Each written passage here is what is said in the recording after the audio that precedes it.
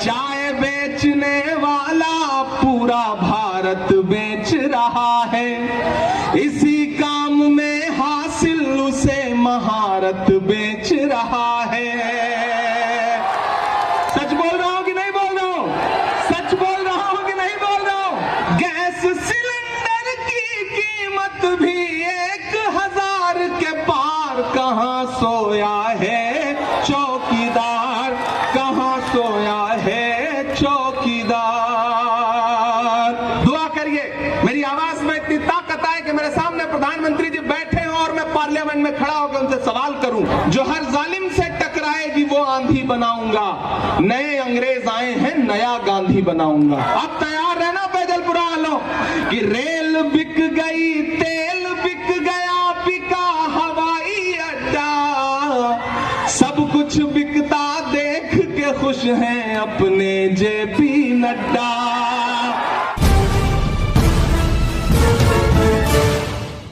और मौजूदा सरकार ये कह रही है कि हमने देश को अच्छे दिन दिए। ये कैसे अच्छे दिन है भाई? मैं तो ये अच्छे दिनों को देख करके शायर हूं तो हर जगह जाके ये 4 मिसरे पढ़ता रहता हूं कि मोहब्बत भाईचारे के दीवाने दिन ही लौटा दो। मैं सीधे उन्हीं से कह रहा हूं कि मोहब्बत भाईचारे के दीवाने दिन ही लौटा दो, वो सस्ती दाल सब्जी के सुहाने दिन ही लौटा दो। ये अच्छे दिन तो अंबानी अडानी को मुबारक हो,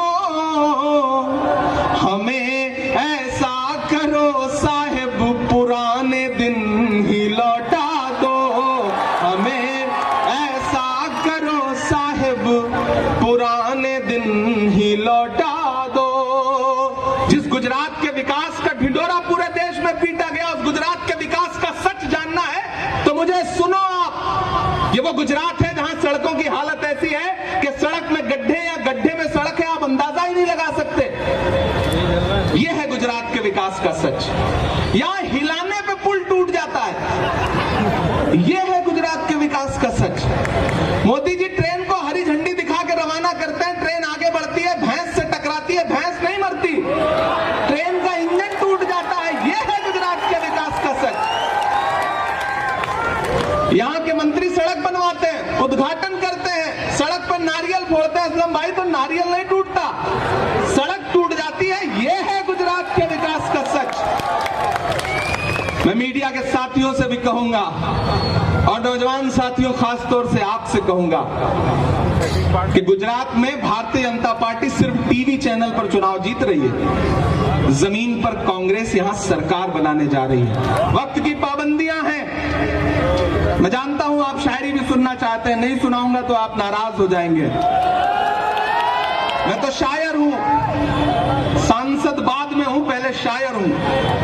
तो मैं तो चारों तरफ जाकर के हमेशा महंगाई देखता हूं, माओं को अपने घरों में रसोई में आटा चावल दूध दही खरीदने के लिए परेशान देखता हूं तो मैं तो पूछ लेता हूं उनसे कि कहां सोया है चौकीदार, कहां सोया है चौकीदार।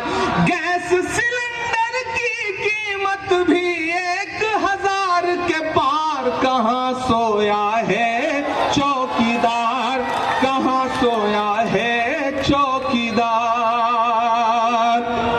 कि चाय बेचने वाला, देखिए मैं शायर हूं तो मुझे छूट है, मैं कह सकता हूं, मुझे हक है।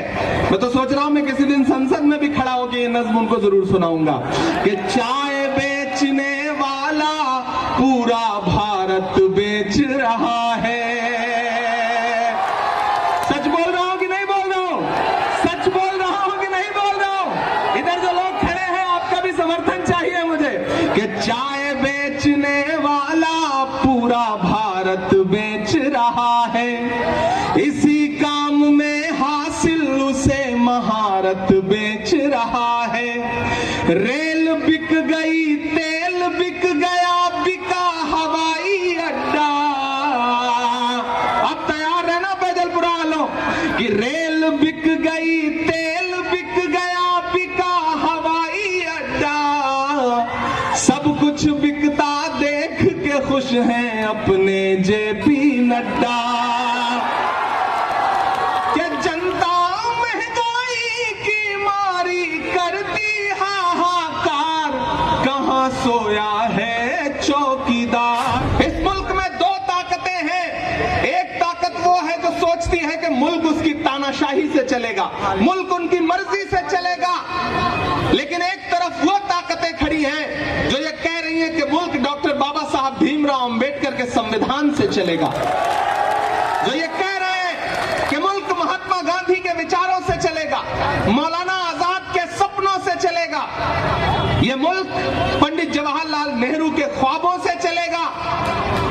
और उसी मिशन को लेकर के, उसी ताकत को लेकर के, नफरत के खात्मे के लिए एक शख्स है जो पिछले 83 दिन से हर रोज 25 किलोमीटर पैदल चल रहा है कन्याकुमारी से कश्मीर तक, जिसका नारा क्या है कि नफरत छोड़ो भारत जोड़ो। एक तरफ जब हुकूमतों में बैठे हुए लोग पूरे मुल्क में नफरत फैलाने में लगे हैं, ऐसे वक्त में एक अकेला नेता इस देश में जो सीना ठोक के कह रहा है कि मैं आरएसएस की नफरत की राजनीति के खिलाफ खड़ा हूं। मैं देख के आया हूं उस यात्रा को, मैं शामिल रहा हूं उस यात्रा में, मैं चलता रहा हूं उस यात्रा में, मैं गांधी के गुजरात में खड़ा हूं। इसलिए भी ये बात कह रहा हूं कि मुझसे मीडिया के साथी कहते हैं इमरान साहब आप इस यात्रा के बारे में क्या सोचते हैं, तब मैं कहता हूं कि अगर मैं महात्मा गांधी के दौर में पैदा हुआ होता तो अंग्रेजों के खिलाफ उनके साथ भी पैदल चल रहा होता, लेकिन मैं अगर इस दौर के गांधी के साथ पैदा हुआ हूं, राहुल गांधी के साथ पैदा हुआ हूं, तो मैं उनके साथ भी अपने पैर के छालों की परवाह किए बगैर चल रहा हूं। जो हर जालिम से टकराएगी वो आंधी बनाऊंगा, जो हर जालिम से टकराएगी वो आंधी बनाऊंगा। नए अंग्रेज आए हैं, नया गांधी बनाऊंगा, नया गांधी, इस दौर का गांधी अपने पांव के छालों की परवाह किए बगैर 2000 किलोमीटर से ज्यादा चल चुका है, सिर्फ इसलिए कि मुल्क में भाईचारा आए, मोहब्बत आए, प्यार आए। मेरे भाई 5 दिसंबर को आपको ईवीएम की कतारों में खड़े होना है, पोलिंग बूथ पर जाना है, तो जब जाइए तो बुनियादी मुद्दों को याद करके जाइए। याद करिएगा, बटन दबाने से पहले ये याद रहे कि आपके इसी सूबे में 135 से ज्यादा लोगों ने अपनी जान इसलिए गंवा दी क्योंकि भ्रष्टाचार की वजह से एक ऐसा पुल जिसका रखरखाव किया जाना था वो पुल ढह गया और 135 लाशें बिछ गईं। ये याद रखिएगा, लेकिन उससे ज्यादा ये बात याद रखिएगा कि जब 135 लाशें बिछी थी, मोरबी में कफन सिले जा रहे थे, तो हुकूमत का फर्ज यह था कि पूरा प्रशासनिक अमला, मुख्यमंत्री, प्रधानमंत्री जी खुद यहां थे, वो सारे के सारे मोरबी में मौजूद होने चाहिए थे। लेकिन अफसोस, देश का हाकिम दिन में 3 बार कपड़े बदल के उद्घाटन कर रहा था। याद रखिएगा इस बात को, याद रखिएगा इस बात को। असलम साहब मुंबई से आए हैं, वो मंजर याद रखिएगा कि शाहरुख खान के बेटे आर्यन के पास से 5 ग्राम ड्रग्स की बरामदगी दिखा करके टीवी चैनलों पर सरकारी एजेंसियों ने जो तमाशा करवाया था उसे याद रखिएगा। लेकिन फिर यह भी याद रखिएगा कि इसी गुजरात के मुद्रा पोर्ट पर हजारों हजार करोड़ के ड्रग्स पकड़े गए और मीडिया में बात तक नहीं हुई।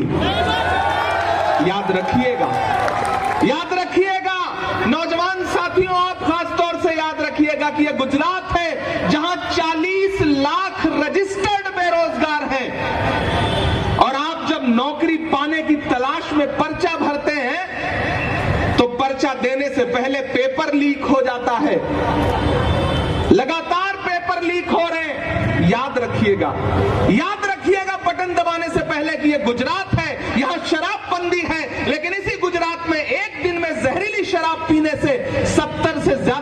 अपनी जान गंवा देते हैं। और जब मैं और कांग्रेस के बाकी सांसद पार्लियामेंट में खड़े होकर के उस दौरान सरकार से कहते हैं कि जवाब दो इन 70 मौतों का गुनहगार कौन है, तो सरकार कहती है कि हम इस पर बात नहीं करेंगे।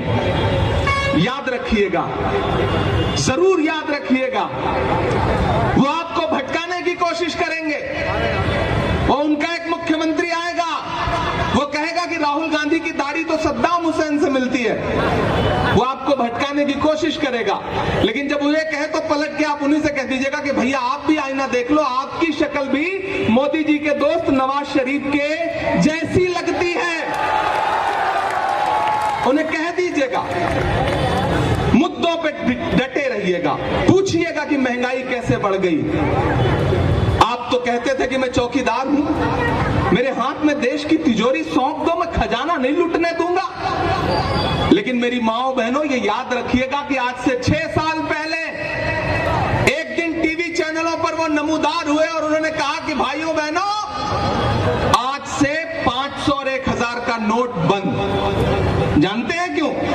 क्योंकि आपने अपने पल्लू में छुपा करके, रसोई में आटे के डब्बे में छुपा करके जो थोड़े बहुत पैसे रखे थे ना घर वालों से, ताकि बच्चों की किसी मुसीबत में काम आए, उस पैसे को आपसे छीन के बैंक में जमा करवाना था, ताकि अपने उद्योगपतियों दोस्तों का कर्जा माफ किया जा सके, आपको लूट करके अमीरों की तिजोरी भरी जा सके। याद रखिएगा, तब जाइएगा और वोट करिएगा। मैं तो अलग-अलग चारों तरफ सवाल करता हुआ फिर रहा हूं। डराने की कोशिशें की जाती हैं, आवाज दबाने की कोशिशें की जाती हैं। कहा गया है, सुना गया है, कोई न बोले। ज़बान दराजों को मशवरा है, कोई न बोले। अजीब लुकनत पसंद हाकिम से वास्ता है, जो चाहता है, जो सोचता है, कोई न बोले। लेकिन मैं बोल रहा हूं, क्योंकि मैं इसलिए जिंदा हूं कि मैं बोल रहा हूं। दुनिया किसी गूंगे की कहानी नहीं लिखती। याद रखिएगा कि जब प्रधानमंत्री जी लाल किले की प्राचीर पर खड़े होकर के महिला सम्मान, महिला सुरक्षा का भाषण दे रहे थे, तो उसी दिन, उसी के 2 घंटे बाद, इसी गुजरात में भारत की एक बेटी बिल्किस बानो के बलात्कारी रिहा किए जा रहे थे। याद रखिएगा। अभी 7 दिसंबर से पार्लियामेंट का सेशन शुरू होगा। दुआ करिए मेरी आवाज में इतनी ताकत आए कि मेरे सामने प्रधानमंत्री जी बैठे हों और मैं पार्लियामेंट में खड़ा होकर उनसे सवाल करूं कि प्रधानमंत्री जी, मैं तो हिंदी साहित्य का विद्यार्थी रहा हूं, मैं तो संस्कृत का एक सूत्र वाक्य पढ़ा करता था कि यत्र नार्यस्तु पूज्यन्ते रमन्ते तत्र देवता। जहां नारियों की पूजा होती है वहां देवता निवास करते हैं।